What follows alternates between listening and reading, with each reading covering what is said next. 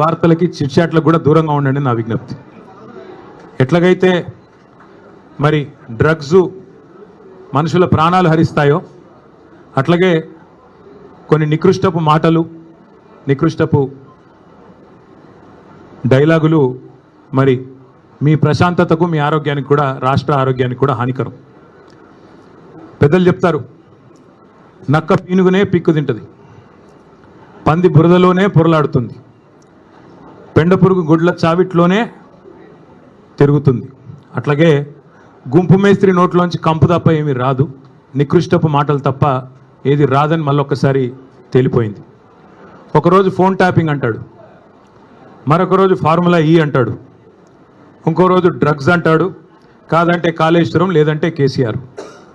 20 నెలల్లో ఈ నికృష్టుడి బతుకు, ఈ రాష్ట్ర ముఖ్యమంత్రిగా ఉన్న నికృష్టుడి బతుకు కేసీఆర్ జపం చేయడం, డైవర్షన్ టాక్టిక్స్ తప్ప, హెడ్లైన్ మేనేజ్మెంటు, డెడ్లైన్ మేనేజ్మెంట్ తప్ప చేసిందేంది? ఇప్పటి వరకు ఈ రాష్ట్రంలో ఏ వర్గానికి నువ్వు చేసిందేంది నేను అడుగుతా ఉన్నా. అందుకే పెద్దలు చెప్తారు, పంది ఎంత బలిసినా నంది కాదు. నువ్వు ముఖ్యమంత్రి కావచ్చు, ఇంకో 3 ఏళ్ళు ఉండొచ్చు, మురిపంగా డబ్బుల మూటలు దోచుకుంటూ ఉండొచ్చు, కానీ ఎన్నటికీ నీ బతుకు ఒక పెండ పురుగులోని పురుగు బతికే తప్ప నీది ఎన్నటికైనా కూడా కేసీఆర్ స్థాయి కానీ, ఆ ముఖ్యమంత్రి పదవికి ఉండే ఒక గౌరవాన్ని కానీ, గతంలో మహామహులు ఆ పదవిని అధిష్ఠించారు. ఓ విజయభాస్కర్ రెడ్డి గారు, ఓ ఎన్టీ రామారావు గారు, ఒక రాజశేఖర రెడ్డి గారు, ఓ చంద్రబాబు నాయుడు గారు, ఓ కేసీఆర్ గారు. వాళ్ళు ఆ పదవికి ఎక్కిన తర్వాత ఎంత హుందాగా వ్యవహారం చేశారు. ఒక రోషయ్య గారు ఎంత హుందాగా వ్యవహరించారు, మీరెంత నికృష్టంగా వ్యవహరిస్తున్నారు. ఇది రాష్ట్రమే కాదు, దేశం మొత్తం గమనిస్తూ ఉంది. 2 ఏళ్ళైంది మీరు తెలంగాణ రాష్ట్రానికి ముఖ్యమంత్రి అయ్యి. మీ వల్ల వీసమెత్తు లాభం పొందిన ఒక మనిషి కానీ, ఒక వర్గం కానీ చూపెడతావా? ఒకటి మాత్రం ఒప్పుకోవాలి, రేవంత్ రెడ్డి గారి వల్ల బాగా లాభపడింది ఎవరయ్యా అంటే చిల్లర గాసిప్ వెబ్సైట్లు, యూట్యూబ్ ఛానళ్ళు, వాటికి పెట్టే దిక్కుమాలిన తంబునేళ్లు నడుపుకునే కొంతమందికి మాత్రం రేవంత్ రెడ్డి వల్ల కడుపు నిండా మరి బ్రహ్మాండంగా ఆదాయం వస్తున్నమాట మాత్రం వాస్తవం. 3rd రేట్ యూట్యూబ్ ఛానళ్ళకి, మీడియా ముసుగులో దరిద్రాన్ని వండే దగుల్బాజీలకు ఆదాయం పెరగొచ్చు, కానీ రాష్ట్ర ప్రజలకు మాత్రం దమ్మిడి ఆదాయం కూడా, దమ్మిడి లాభం కూడా నీ వల్ల లేదు అనేది వాస్తవం. రోత వార్తలు, రోత డైలాగులతో ఇవాళ ఇష్టం వచ్చినట్టు మాట్లాడి చిట్చాట్ల పేరిట నువ్వు చీటింగ్ ఏదైతే చేస్తున్నావో ఈ రాష్ట్ర ప్రజల్ని జనం చీకొట్టే పరిస్థితి తెచ్చుకుంటా ఉన్నావు. టన్నుల కొద్ది కేసులు పెట్టాడు 20 నెలల్లో, టన్నుల కొద్ది కేసులు. గుండు పిన్నంత ఆధారం అన్న దొరికిందా? ఉంటే కదా దొరికేదానికి, తప్పు చేస్తే కదా భయపడేదానికి. అందుకే నేను అనేది, చేతిలో పవర్ ఉంది నీకు, నువ్వే హోంమంత్రి, నువ్వే ముఖ్యమంత్రి, నీ కిందే మొత్తం 1000 మంది పోలీసులు ఉన్నారు, మంది మార్బలం వ్యవస్థ అంతా నీకే ఉంది. ఏం తప్పు చూపెట్టినావు? 20 నెలల్లో ఏం పీకినావు? ఎంతసేపు లీకులు. అప్పట్లో ఏదో సినిమాలో ఆయన గ్రీకు వీరుడు అనేవాళ్ళు, ఈయన లీకు వీరుడు. లీకులు తప్ప, చిట్చాట్లు తప్ప నువ్వు పీకింది ఏంది, నువ్వు చేసింది ఏంది రాష్ట్ర ప్రజలకు కానీ, రాష్ట్రంలోని ఏ వర్గానికి నువ్వు చేసింది ఏంది నేను అడుగుతా ఉన్నా. మేమేమి తప్పు చేయలేదు కాబట్టే ఇవాళ ఇంత ధైర్యంగా, మొహమాటం లేకుండా, దమ్ముంటే లై డిటెక్టర్ పరీక్ష పెట్టు, దమ్ముంటే లై డిటెక్టర్ పరీక్ష పెట్టు అని చెప్పిన మొట్టమొదటి రాజకీయ నాయకుడిని నేను. నీకుందా దమ్ము? ఓటుకు నోటు కేసులో నేను డబ్బులు తీసుకోలేదు లేదా ఇవ్వలేదు అని చెప్పే దమ్ము నీకుందా? లై డిటెక్టర్ పరీక్షలో మగాడివైతే, పిరికి సన్నాసివి కాకపోతే వస్తావా? ఉద్రం కూర్చుందాం, రాష్ట్ర ప్రజల ముందు లైవ్ కెమెరాల ముందు కూర్చుందాం, ఎవరేందో ప్రజలను తెలవమందాం. ఇద్దరి మీద ఉంది కదా ఏసీబీ కేసు, నీ మీదో కేసు ఉంది, నా మీదో కేసు ఉంది. నువ్వు మరి రా, ముందుకు రా అని కూడా సవాల్ చేసిన రాలా. పెడితే పెట్టాడు కేసులు, ఏదో ఫార్ములా ఈ అని, కమిషన్ అని, ఇదని అదని పెట్టాడు. దొంగ కేసు పెట్టినా అది కూడా పెట్టడం సరిగా రాదు ఈయనకి. అదే సినిమాలో చెప్తారు, బ్రహ్మానందం గారు దొంగ పాత్ర వేస్తాడు, వేసిన తర్వాత అందులో ఆయన చెప్తాడు, ఆ హీరో గారు, వీడు దొంగ కానీ దొరికిపోవడం వీడి స్పెషాలిటీ అంటాడు. అట్లాగే రేవంత్ రెడ్డి స్పెషాలిటీ ఏంటంటే దొరికిపోవడం, పనికి మళ్ళీ డైలాగులు కొట్టడం, మళ్ళీ వెంటనే దొరికిపోవడం. అందుకే నేను అనేది, మీకు రేవంత్ రెడ్డి గారికి నేను చెప్తా ఉన్నా, నువ్వు సీసీ కెమెరాల్లో దొరికిపోయిన చిల్లర దొంగవి. నీ బుద్ధి ముఖ్యమంత్రి అయినాక కూడా మారలా. చిట్చాట్ల పేరిట్లో చీకటి భాగవతం ఎందుకు, చీకటి బతుకులు ఎందుకు? నేను అడుగుతా ఉన్నా, స్ట్రైట్గా మాట్లాడుకుందాం రా. నువ్వే డైలాగ్ కొడుతీవి కదా, కేసీఆర్ వస్తాడా కేటీఆర్ వస్తాడా రండి అన్నావు. నేను వచ్చిన, నువ్వు పారిపోయిన పిరికి సన్నాసివి. నీ సవాల్ స్వీకరించి నేను వస్తే మాట మీది నుండి తప్పుకుని పారిపోయిన పిరికి సన్నాసివి ఇవాళ చీకటి బాగోతాలు, చీకటి డైలాగులు, మీడియా మిత్రులతో చిట్ చాట్ల పేరిట డ్రామాలు ఎందుకు?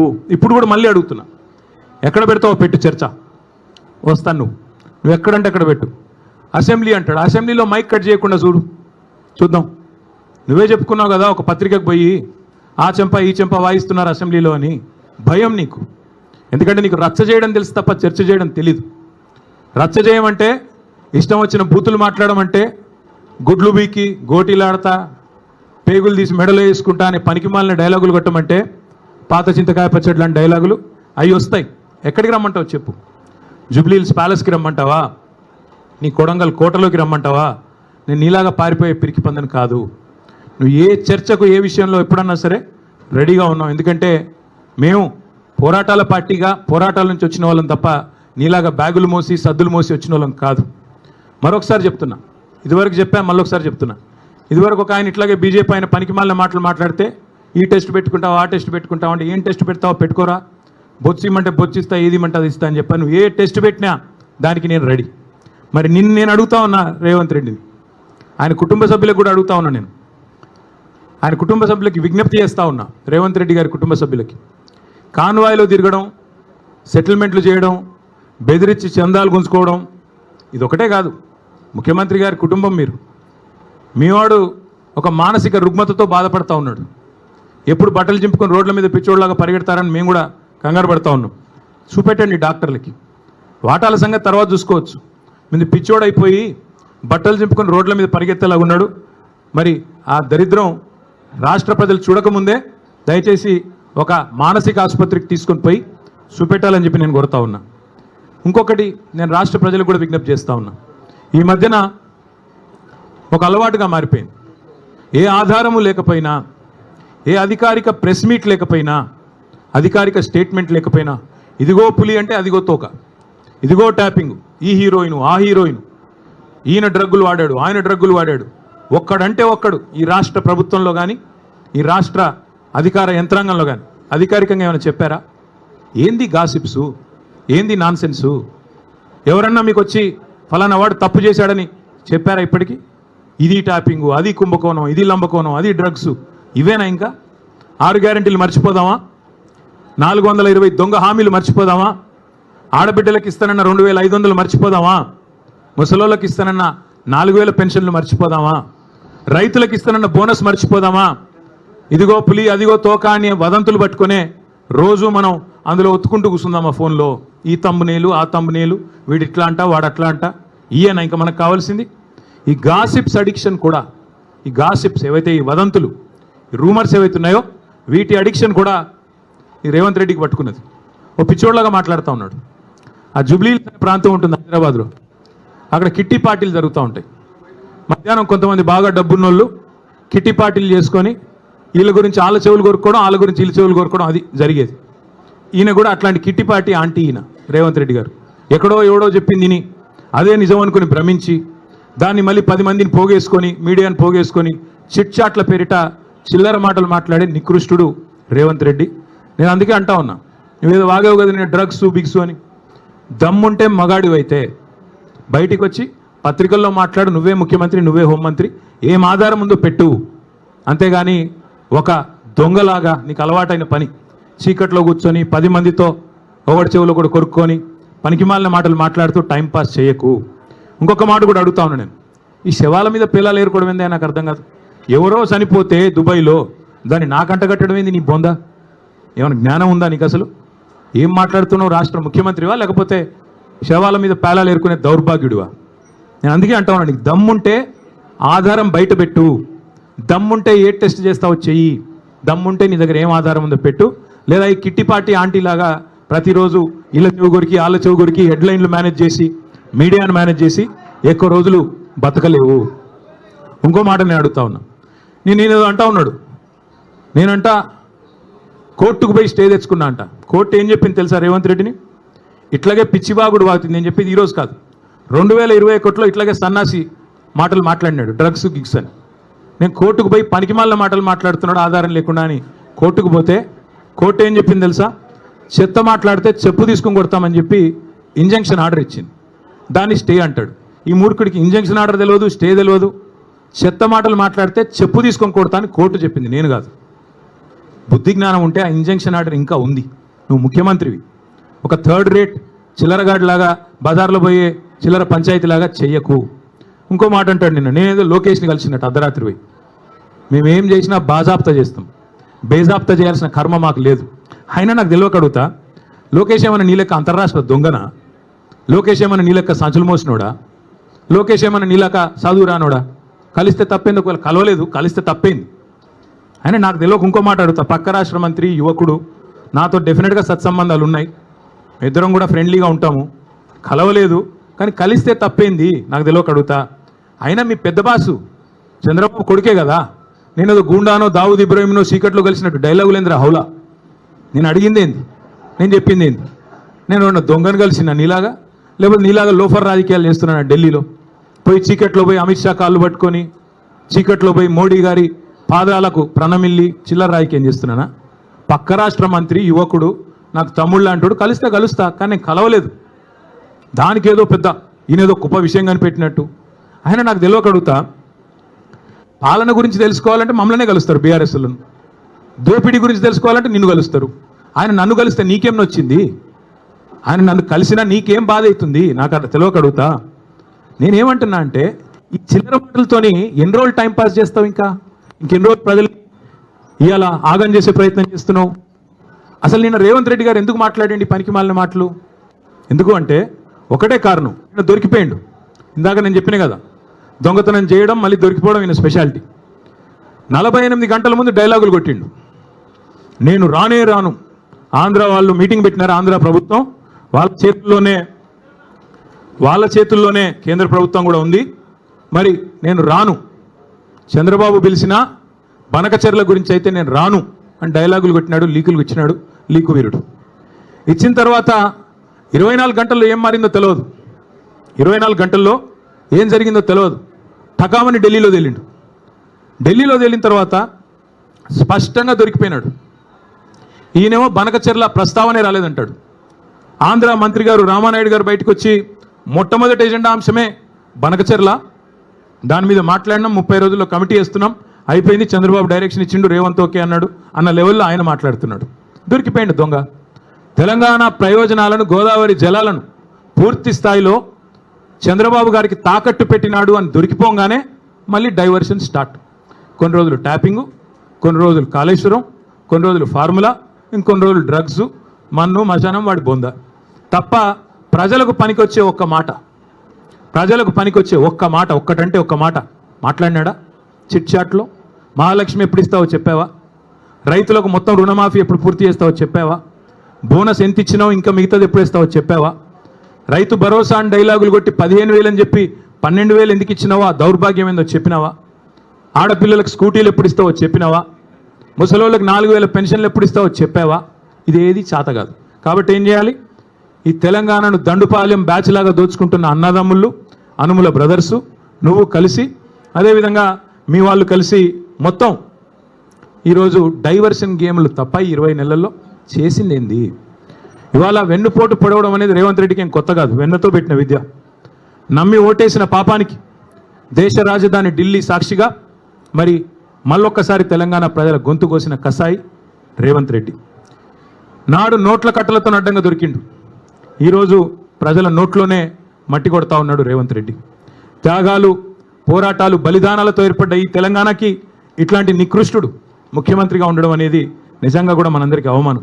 కేసీఆర్ గారి ప్రభుత్వంలో 10 ఏళ్ళు ఇదే ఖమ్మం జిల్లాలో కానీ మిగతా ఉమ్మడి జిల్లాల్లో కానీ రైతు పొలంలో నీళ్లు ఉండాలి కానీ రైతు కళ్ళల్లో కన్నీళ్ళు ఉండకూడదని చెప్పి ఒక కమిట్మెంట్తో ఇక్కడ సీతారామ ప్రాజెక్టు కట్టినా, భక్త రామదాస్ కట్టినా, కాళేశ్వరం కట్టినా, పాలమూరు రంగారెడ్డి ఎత్తిపోతల పథకం కట్టినా, చెరువులు బాగు చేయడానికి మిషన్ కాకతీయ, ఇక్కడికి వచ్చేటప్పుడు కూడా లక్కారం చెరువు, అక్కడ పెద్ద ఆర్చి మీద రాస్తుంది మిషన్ కాకతీయ లక్కారం చెరువు అని.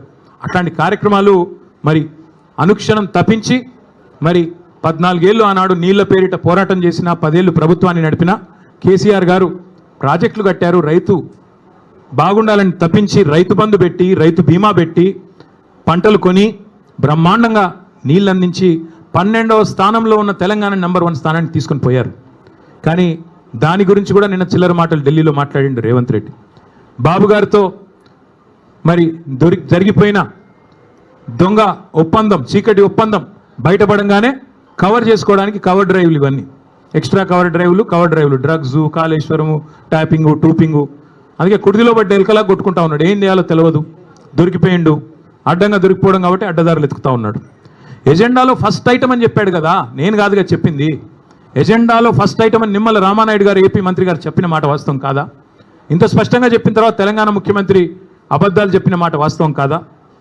అందుకే నేను అనేది 70 లక్షల మంది రైతుల ముందు, ఇవాళ కోట్లాది మంది ప్రజల ముందు మళ్ళొకసారి దొరికిపోయింది కాబట్టే ఈ మైండ్ బ్లాంక్ అయిపోయి ఈ పనికిమాలిన మాటలతో అటెన్షన్ డైవర్షన్ కోసం ఈ చెత్తవాగుడంతా వాగుతూ ఉన్నాడు. డ్రైనేజీ కంపు ఎంత అయితే ఉంటుందో అంతకంటే ఎక్కువ మీ దగ్గర అదే ఉండేది. ఇక్కడ ఇదివరకు కాలువ ఆ గోళ్ళపాడు ఉండే, ఇదివరకు అలా పోవాలంటేనే భయం అవుతుండే. అంతకంటే కంపు ఉన్నది ఇప్పుడు రేవంత్ రెడ్డి నోరు. ఆ నోరు తెరిస్తే దరిద్రం గబ్బు తప్ప ఒక్కటంటే ఒక్క మంచి మాట రాదు. అట్లే నేను అడుగుతా ఉన్నా, ఈ జిల్లాలో ఏం చేశారు ఇప్పుడు రేవంత్ రెడ్డి గారు? ఈ 20 నెలల కాలంలో రాష్ట్రానికి ఏం చేసినావు, ఖమ్మం జిల్లాకి ఏం చేసినావు చెప్తావా? కేసీఆర్ గారు కట్టిన ప్రాజెక్టు సీతారామ, ఆ ప్రాజెక్టుకు వచ్చి రిబ్బన్ కట్ చేసి నెత్తిన నీళ్ళు చల్లుకోవడం తప్ప నువ్వు పీకింది ఏంది, నీ మంత్రులు పీకింది ఏంది అని అడుగుతా ఉన్నా. ఒక మంత్రి ఏమో బాంబుల్లో బిజీగా ఉన్నాడు, ఆయన పేరే బాంబులేట్ అయిపోయింది పాపం. ఇప్పుడు బాంబు వెళ్తుంది, అప్పుడు బాంబు వెళ్తుంది. Karthika Pournami bye, Deepavali bye, Sankranti bye, మళ్ళీ దసరా రానివట్టే, దీపావళి రానివట్టే. ఇప్పుడు వెళ్తుంది, అప్పుడు వెళ్తుంది. ఏంది పేలేది, ఏంది చేసింది ఏంది, నువ్వు పీకేది ఏంది? అందుకే చెప్పాను నేను లాస్ట్లో కూడా, ఏదో ఉచ్చులో ఇరుక్కున్నాడు అంటే ఉత్సాన బొత్స అని చెప్పాను. ఇప్పుడు కూడా మళ్ళీ అదే చెప్తా ఉన్నా, మీరు పీకేది ఏమీ లేదు కాంగ్రెస్ వాళ్ళు. 100% చెప్తున్నా, మిమ్మల్ని మాత్రం 420 హామీల విషయంలో ఫుట్బాల్ ఆడే బాధ్యత మాదే. ప్రధాన ప్రతిపక్షంగా రేవంత్ రెడ్డి కావచ్చు, పొంగులేటి కావచ్చు, వాళ్ళ అయ్య కావచ్చు, వాళ్ళ తాత కావచ్చు, ఫుట్బాల్ ఆడే బాధ్యత మాది. ఇదే ఖమ్మం జిల్లాలో మళ్ళీ బ్రహ్మాండమైన మెజారిటీతో తిరిగి గులాబీ జెండా రెపరెపలు ఆడుతుంది. ఇప్పటికే ఖమ్మం జిల్లా ప్రజలకి మోసం కూడా అర్థమైంది. నేను ఎందుకు ఇలా బాధ అంతా ఏంటి, ఇలా ఆక్రోశం ఏంటి? పొంగులేటి శ్రీనివాసరెడ్డి గారికి బ్రహ్మాండంగా ఈ ప్రభుత్వం వచ్చిన తర్వాత కొడంగల్ లిఫ్ట్ ఇరిగేషన్లో 4,000 కోట్ల రూపాయల ప్రాజెక్టులు ఇచ్చారు. అదేవిధంగా ఎంత అద్భుతమైన బంధం అంటే బడే బాయ్ చోటే బాయ్ బంధం, బీజేపీ కాంగ్రెస్ బంధం ఎంత దృఢమైన బంధం అంటే పొంగులేటి ఇంటి మీద ఈడీ రైడ్ అయ్యి సంవత్సరం అయింది ఇప్పుడు దగ్గర. ఇటు పొంగులేటి మాట్లాడాడు, అటు ఈడీ వాడు మాట్లాడాడు. ఇప్పటికి నేను 10 సార్లు అడిగా, ఏం దొరికింది అయ్యా అంటే, మీరు మీడియా వాళ్ళు వేశారు, మీరు పొంగులేటి ఇంట్లోకి నోట్ల కట్టలు కౌంట్ చేయడానికి మెషిన్లు పోతున్నాయని రాశారు, స్క్రోలింగ్లు, బ్రేకింగ్లు. మరి ఏమైంది? ఎవరు అడగరే? వస్తలేడా ఖమ్మానికి? అడగబుద్ధి అయితే లేదా? రాయరా, అడగరా? అట్లాగే అటు ఆయన ఈడీ ఆయన చెప్పడు, ఇటు ఈయన చెప్పడు, పొంగులేటి చెప్పడు. ఏం దొరికిందా అంటే, ఎన్ని 100 కోట్లు దొరికినాయి, ఎక్కడ పోతున్నాయి ఇవన్నీ, ఎక్కడ పోతున్నాయో మాకు తెలుసు. నీళ్ళేమో చంద్రబాబుకు, నిధులేమో రాహుల్ గాంధీకి, తెలంగాణ ప్రజలకు మాత్రం బూడిద. చేసిందేంది 20 నెలల్లో? ఇవాళ ఈ సివిల్ సప్లైస్ కుంభకోణం కానీ, అట్లాగే కొడంగల్ లిఫ్ట్ ఇరిగేషన్లో మీరు కేకును కోసినట్టు ఎంత బ్రహ్మాండంగా ఒక కంపెనీని ఈస్ట్ ఇండియా కంపెనీ అన్నాడు రేవంత్ రెడ్డి ఇదివరకు. ఆ కంపెనీకే ఇవాళ కొడంగల్ లిఫ్ట్ ఇరిగేషన్ ఆయన సొంత కాన్స్టిట్యున్సీలో సగం, ఇంకో సగం పొంగులేటి శ్రీనివాసరెడ్డి గారికి. అట్లాగే మిస్ వరల్డ్ అని ఒక కాంటెస్ట్ పెట్టాడు ఈ అందగాడు. ఇంకా మా జగదీష్ రెడ్డి గారిని పట్టుకొని నిన్నగాక మొన్న 3 ఫీట్లు ఉన్నాడు అంటున్నాడు. ఈయన పెద్ద అమితాబ్ బచ్చన్ అన్నట్టు. తిప్పి కొడితే నువ్వు 3 ఫీట్లు లేవు, నువ్వే పెద్ద పోటుగాడు లాగా ఆయన 3 ఫీట్లు, ఈయన డైలాగులు. అరే మనది మనం మర్చిపోతే ఎట్లా? కొద్దిగా ఎత్తు కుర్చీలో కూర్చోగానే అంత టెంపర్ వస్తుందా? కొద్దిగా టెక్నికల్ ప్రాబ్లమ్స్ ఉన్నాయి నీకు కూడా. ఎత్తు షూస్ వేసుకొని ఎత్తు కుర్చీలో కూర్చోగానే పెద్దోడు అయిపోతావా, అమితాబ్ బచ్చన్ అయిపోతావా? నేను అదే అడుగుతాను. ఈరోజు మిస్ వరల్డ్ అని పెట్టాడు ఈయన. మిస్ వరల్డ్ అని పెడితే ఏమైంది? అందులో ఒక అమ్మాయి మిస్ ఇంగ్లాండ్. కాంగ్రెస్ వాళ్ళ దౌర్భాగ్యం వల్ల 2 కాంగ్రెస్ నాయకులు నన్ను వేధించారు, ఒక వేశ్యలాగా చూశారు. ఇంత నికృష్టమైన ప్రభుత్వం ఎక్కడా లేదని ఒక ఆడపిల్ల, వేరే దేశపు అమ్మాయి, ఆడకూతురు దరిద్రం అని చెప్పి మధ్యలో వెళ్ళిపోయింది. కనీసం యాక్షన్ తీసుకున్నావా? కనీసం రాష్ట్ర పరువు అంతర్జాతీయంగా మంటగలిపినందుకు ఆడకూతులకు క్షమాపణ చెప్పావా? నీదో ప్రభుత్వం, నువ్వో ముఖ్యమంత్రి. రోత మాటలు, నికృష్టపు డైలాగులు తప్ప, వైఫల్యాలు దాచుకోవడానికి ఈ నికృష్టం తప్ప ఇంకోటి ఏంది? నేను ఇంకొకటి అడుగుతా ఉన్నా, కొన్ని బాకా పత్రికలు ఆయన ఊ అన్నా తుమ్మినా దగ్గినా ఓహో ఆహా అని రాసే బాకా పత్రికలు, ఎందుకంటే వాళ్ళు ఆడిచ్చినట్టు ఆడుతున్నాడు ఈయన. జుట్టు మొత్తం వాళ్ళ చేతుల్లో పెట్టుకొని వాళ్ళు ఎట్టు తిరగమంటే అటు తిరుగుతున్నాడు, వాళ్ళకి ఏం రాసి ఇవ్వమంటే ఇస్తున్నాడు. కాబట్టి వాళ్ళని అడ్డం పెట్టుకుని ఈయన నా మీద పెద్ద పెద్ద రాతలు రాసుకో. పక్కాగా చెప్తున్నా, శిశుపాలుడు కూడా 100 తప్పుల దాకా బతికాడు. నీకు కూడా టైం వచ్చింది.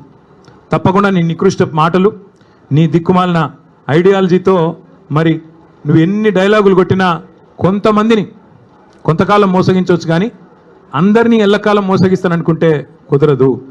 10 ఏళ్లలో కేసీఆర్ గారు ఖమ్మానికి ఏం చేశారు అని ఒక సన్నాసి అంటాడు. ఏం చేశారా?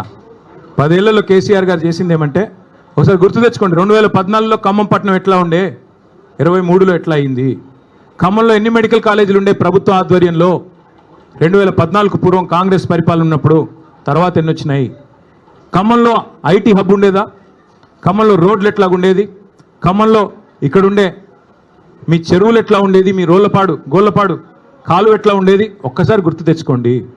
కొత్తగూడెం జిల్లా చేయడమే కాదు, 2 మెడికల్ కాలేజీలు ఇవ్వడమే కాదు, సీతారామ ప్రాజెక్ట్ లాంటి అద్భుతమైన ప్రాజెక్టు, జిల్లాలోని ప్రతి ఇంచుని ప్రతి అంగుళాన్ని తడిపే ప్రాజెక్టే కాదు, ఇవాళ ఖమ్మానికి కేసీఆర్ గారు చేసినంతగా ఎవరైనా చేశారా ఒక్కసారి గుండె మీద చేసుకొని చెప్పమని నేను కోరుతా ఉన్నా.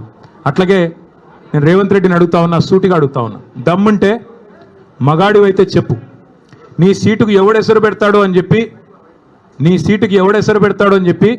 ఇవాళ డిప్యూటీ సీఎం బట్టి విక్రమార్క, అదేవిధంగా రెవెన్యూ మంత్రి పొంగులేటి, అట్లాగే ఉత్తమ్ కుమార్ రెడ్డి ఇరిగేషన్ మంత్రి, వీళ్ళ ఫోన్లు నువ్వు ట్యాప్ చేయట్లేదా? ఈరోజు చెప్తావా? నీ మనవాడి మీద ఒట్టేసి చెప్తావా బయటకు వచ్చి నేను వీళ్ళ ఫోన్లు ట్యాప్ చేయట్లేదని? వీళ్ళ రాష్ట్రంలో వేలాది ఫోన్లు ట్యాప్ చేస్తున్నమాట వాస్తవం కాదా? చెప్తావా? లై డిటెక్టర్ ముందు కూర్చొని చెప్తావా? మగాడివి అయితే రా, బయటకు వచ్చి ఒట్టేసి చెప్పు దమ్ముంటే. చేసేది దౌర్భాగ్య పనులు, గలీజ్ పనులు, మీదికెళ్ళి పెద్ద పెద్ద మాటలు. ఒక గల్లీ రౌడీలాగా ఢిల్లీకి పోయి సిల్లీ మాటలు మాట్లాడిన ముఖ్యమంత్రికి నేను ఒకటే చెప్తా ఉన్నా, 50 సార్లు పోయావు ఢిల్లీకి దాదాపుగా, ఇంకోసారి అయిపోతే 50, హాఫ్ సెంచరీ, 50 పైసలు వచ్చినాయి నువ్వు 50 సార్లు పోతే. పోవడం, చీకట్లో మోడీ కాళ్ళు పట్టుకోవడం, చీకట్లో అమిత్ షా కాళ్ళు పట్టుకోవడం, రాహుల్ గాంధీ ఏమో దేక్తలేడు, నిన్ను అపాయింట్మెంట్ ఇస్తలేడు. ఇక ఈయన నా గురించి మాట్లాడతాడు, నేను చర్చకు రారా అయ్యా, నీ సవాలు నేను స్వీకరిస్తున్నా అంటే పారిపోయాను, మళ్ళీ నన్ను అంటాడు నేను పారిపోయిన పిరికి పందని అంటాడు. పారిపోయి ఢిల్లీలో దాక్కున్నది నువ్వు, నేను కాదు. సొంత ఛాలెంజ్ని కూడా స్వీకరించలేవు నువ్వు. నేను ఇంకొక మాట కూడా అంటా ఉన్నా, నీకు ఎప్పుడు నువ్వు ఎప్పుడు కావాలంటే అక్కడ చర్చకు మేము రెడీ. నీ బాధల్లో ఏంటంటే హామీలు అమలు చేయలేవు, నీ వల్ల కాదు, చర్చించే దమ్ము లేదు. ఒక్కరు ఎక్కడన్నా ఒక ఆడబిడ్డతో మాట్లాడు, నాతో కాదు పర్లేదు. 2500 రూపాయలు వస్తుందా? 4000 పెన్షన్ వస్తుందా? తులం బంగారం వస్తుందా? నువ్వే కదా డైలాగ్ కొడుతీవి. కేసీఆర్ ఉన్నప్పుడు కళ్యాణ లక్ష్మి పెళ్ళైన 2 నెలలకు వస్తుంది, నేను లగ్నపత్రిక పెట్టుకోగానే ఇస్తా అని చెప్తీవి కదా, ఎక్కడన్నా ఒక్కరికి వచ్చిందా? అందుకే ప్రజలకు కూడా నేను విజ్ఞప్తి చేస్తా ఉన్నా, ఈ పనికిమాలిన వితండవాదాలు పట్టించుకోబాకండి. అట్లాగే ఇంకొక మాట కూడా నేను చెప్తా ఉన్నా, ఈ దగుల్బాజీలు చేసే లుచ్చా రాజకీయాన్ని కూడా తప్పకుండా తిప్పికొట్టాలి. గాసిప్స్ ద్వారా, చిట్చాట్ల ద్వారా, తంబు నెయిల్స్ ద్వారా చేసే వికృత రాజకీయం, నికృష్ట రాజకీయాన్ని తప్పకుండా నిలదీయాలి, నిగ్గదీయాలి. 420 హామీలు ఏమైనాయని చెప్పి తప్పకుండా అవసరమైతే రానున్న రోజుల్లో గల్లాబట్టి అడిగే రోజులు కూడా వస్తాయి. 6 గ్యారంటీలు అమలు అవుతున్నాయి, పక్కా అవుతున్నాయి, 100% అవుతున్నాయి. ఏంటి 6 గ్యారంటీలు?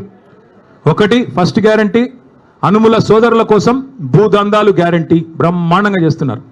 4th city AI city Hyderabad చుట్టూ 1000 ఎకరాల్లో RRR పేరిట తొందరలో బయట పెడతాం, సర్వే నెంబర్లతో సహా బయట పెడతాం, మీరు చూడండి. రెండో గ్యారంటీ బాబు గారి కోసం బనకచెర్ల ప్రాజెక్టు గ్యారంటీ. 3వది రాహుల్ గాంధీ కోసం నెల బస్తాలు మూటలు నోట్ల కట్టలు గ్యారంటీ. 4వది బావమరిది గారి కోసం అమృత్ కాంట్రాక్ట్ 1137 కోట్లు, ఇప్పుడు మళ్ళీ సింగరేణిలో కొత్తది ఇచ్చాడంట, ఇంకోటి ఇచ్చాడంట, అది కూడా రేపు ఎల్లుండి బయట పెడతాం. 5వది గ్యారంటీ ప్రశ్నిస్తే అక్రమ కేసులు, అరెస్టులు, ప్రతిపక్షాల గొంతు నొక్కడాలు, నిర్బంధాలు, అణచివేతలు. 6వ గ్యారంటీ నెలకొకసారి ఢిల్లీ గ్యారంటీ, నెలకొకసారి కాకపోతే 4 సార్లు ఢిల్లీ గ్యారంటీ, అక్కడ పోయి చీకట్లో మోడీ కాళ్ళు పట్టుకోవడం గ్యారంటీ. ఇది తప్ప నువ్వు 6 గ్యారంటీలు తప్ప నువ్వు అసలు చెప్పిన 6 గ్యారంటీలు ఎక్కడ పోయినాయని నేను అడుగుతా ఉన్నా. ఇంకొక మాట కూడా నేను అడుగుతా ఉన్నా, నీవు ఫామ్ హౌస్ అంటాడు రేవంత్ రెడ్డి గారు. ఫామ్ హౌస్ కాదు, కేసీఆర్ కాదు, నువ్వు ఏ ఫార్మర్ హౌస్కి పోయినా నీ బతికేందో చెప్తారు. ఇవాళ రాష్ట్రంలో ఏ ఫార్మర్ హౌస్కి పోతావో పో, కొండారెడ్డిపల్లిలోనా, కొడంగల్లోనా, ఖమ్మంలోనా యాడికొస్తావు రా. ఫార్మర్సే చెప్తారు నీ బతికేందో నీ లెక్కేందో. అట్లాగే ఇంకొక మాట కూడా నేను చెప్తా ఉన్నా, ఇవాళ 100% చెప్తా ఉన్నా నేను, నువ్వు ఏ సవాలు ఎప్పుడు ఎక్కడ వేసినా స్వీకరించేదానికి నేను సిద్ధంగా ఉన్నా.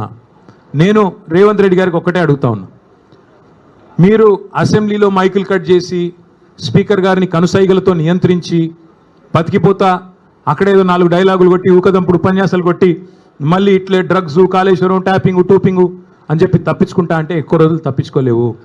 టైం గడుస్తూ ఉంది, 20 నెలలు అయిపోయింది. ప్రజలు చూస్తూ ఉన్నారు, అన్నీ చూస్తూ ఉన్నారు. తప్పకుండా అన్నిటికీ తిరుగులేని సమాధానం చెప్తారు. స్థానిక సంస్థల ఎన్నికల్లో బీసీలను ఎట్లా మోసం చేస్తున్నావో బీసీలు కూడా చూస్తూ ఉన్నారు.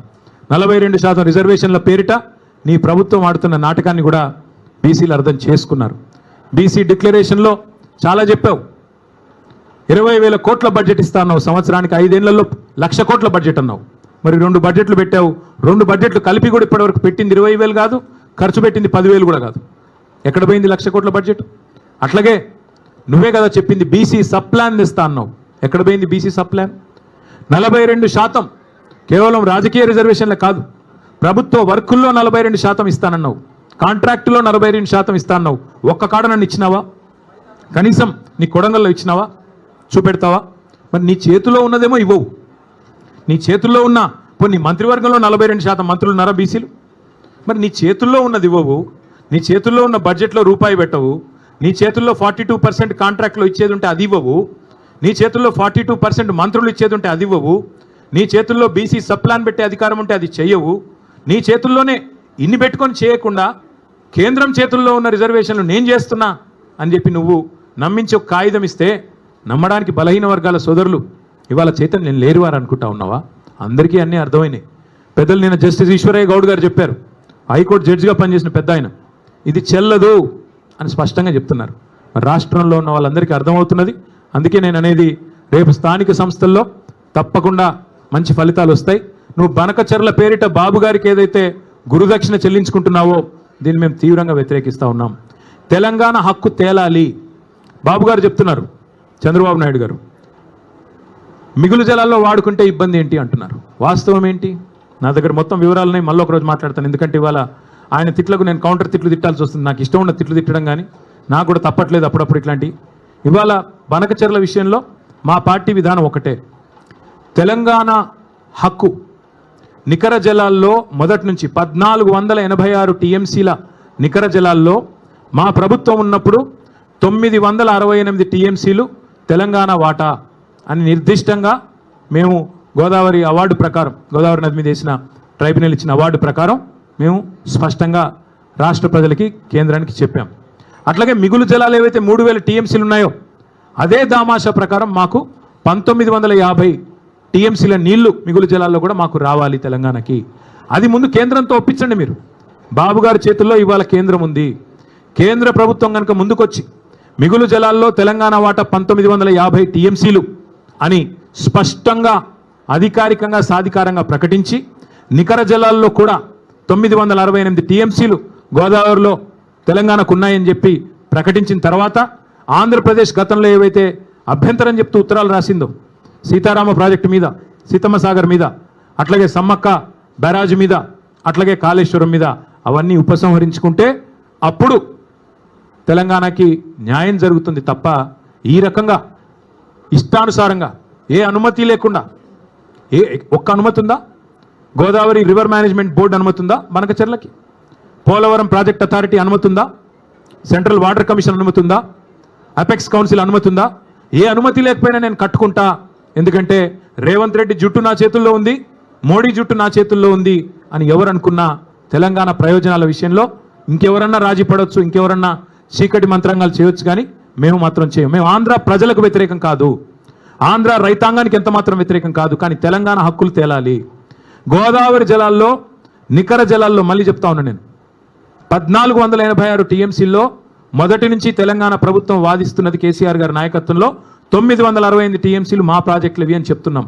అది తేల్చండి ముందు. అట్లాగే మిగులు జలాలు 3000 టీఎంసీలు ఉంటే అందులో దామాషా ప్రకారం మాకు 1950 టీఎంసీలు రావాలి. అవి తేల్చి సాధికారంగా కేంద్ర జల సంఘం డిక్లేర్ చేస్తే తప్పకుండా అప్పుడు మాట్లాడొచ్చు. గతంలో మీరు పెట్టిన అభ్యంతరాలు ఉపసంహరించుకుంటే మాట్లాడొచ్చు. అంతేగాని ఈ సానుభూతి డైలాగులు కుదరవు. మిగులు జలాలు వాడుకుంటే ఇబ్బంది ఏంటి, మిగులు జలాలు వాడుకుంటే ఇబ్బంది ఏంటి అంటే మీరు అన్ని ఉల్లంఘనలకు పాల్పడి ఏ అనుమతి లేకపోయినా ప్రాజెక్టులు కడతాం, బడితున్నోడిదే బర్రె అంటే అది కుదరదు. మీరే కదా ఉత్తరాలు రాసింది కాళేశ్వరానికి వ్యతిరేకంగా, మీరే కదా ఉత్తరాలు రాసింది సమ్మక్క సాగర్కి వ్యతిరేకంగా, మా సీతారామ ప్రాజెక్టు ఖమ్మం జిల్లాకు వ్యతిరేకంగా. ఇలా మళ్ళీ మీరు సానుభూతి కోసం మాట్లాడతారంటే కుదరదు.